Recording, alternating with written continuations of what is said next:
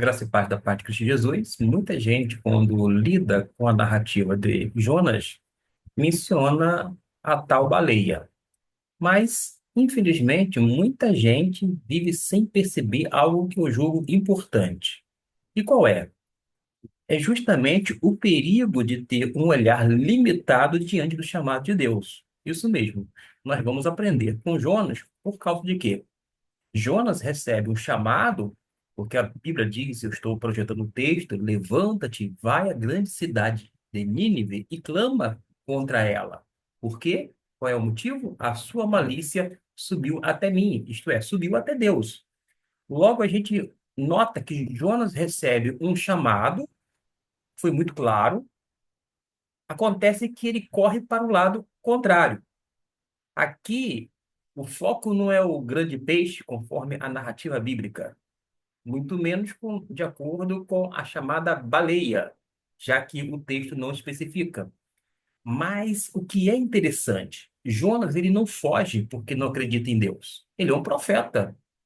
E o profeta era um homem de Deus, recebia a palavra de Deus, mas ele foge porque não concorda com Deus.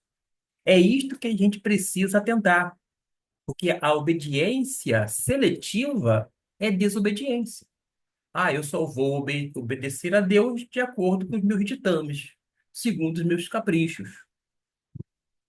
É muito fácil criticar Jonas. Acontece que algumas vezes nós sequer consideramos o nosso comportamento. O que fica claro para mim é que Deus chama, mas as nossas emoções dizem não vai dar certo.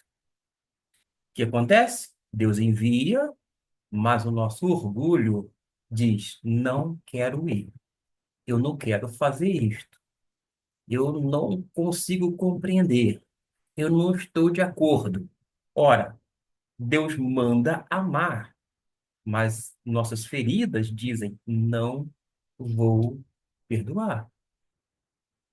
Existem vários outros exemplos bíblicos, por exemplo, o próprio Caim. Isso não só aconteceu só com Jonas. Caim deveria cuidar, mas deixou o coração se encher de inveja.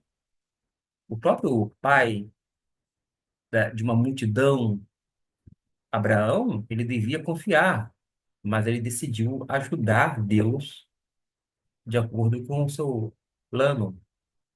Davi deveria estar na batalha, mas acontece que os seus olhos desviaram. Nós temos o exemplo também de Pedro, ele deveria confessar Cristo, mas ele teve medo.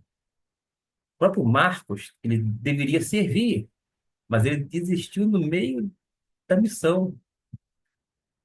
De modo que a gente aprende que olhos distraídos é igual a coração desobediente. Quando outras coisas nos distraem, nós deixamos de obedecer a Deus. Agora, o que o texto de Jonas diz é que ele desceu a Jope e depois desceu ao porão do navio. O que a gente aprende, sem dúvida alguma, é que a fuga de Deus sempre nos faz descer cada vez mais e mais. E quanto mais nós fugimos, mais descemos. Porque descemos espiritualmente, descemos emocionalmente, descemos moralmente, descemos na missão, missão essa que deveria ser cumprida mediante a obediência. Porque quem foge, na verdade, da vontade de Deus, só desce. E o chamado de Jonas nos chama a atenção. Quando a gente faz uma comparação. E hoje? Deus ainda chama? Sem dúvida alguma. Mas acontece que Deus chama hoje você, de repente, para o ministério pastoral, o missionário, mas você não precisa ir para Nínive. Deus chama você para ser luz na faculdade. Quanta gente no nosso arraial evangélico critica as universidades? Quem sabe Deus está te chamando para ser luz nas universidades? Pode ser que Deus esteja te chamando para ser luz no trabalho, ser luz como intercessor pela sua igreja. Vou ser mais abrangente. se colocar como intercessor do nosso Brasil. Ainda mais fiel no compromisso com o reino, compromisso com a escola bíblica dominical, compromisso com a igreja local, compromisso e serviço no ministério da igreja, ministério local. Quem sabe uma presença onde ninguém quer ir. Precisa fazer uma visita, mas as pessoas tiram o corpo fora. Não, lá naquela casa a gente não vai, não. A gente sabe isso. Ou, de repente, para anunciar o evangelho numa região um tanto hostil. Embora Nínive não exista mais, foi destruída, todo cristão, num certo sentido, tem uma Nínive. A grande pergunta é: qual é a Nínive que Deus está colocando diante de você? Qual área você está evitando?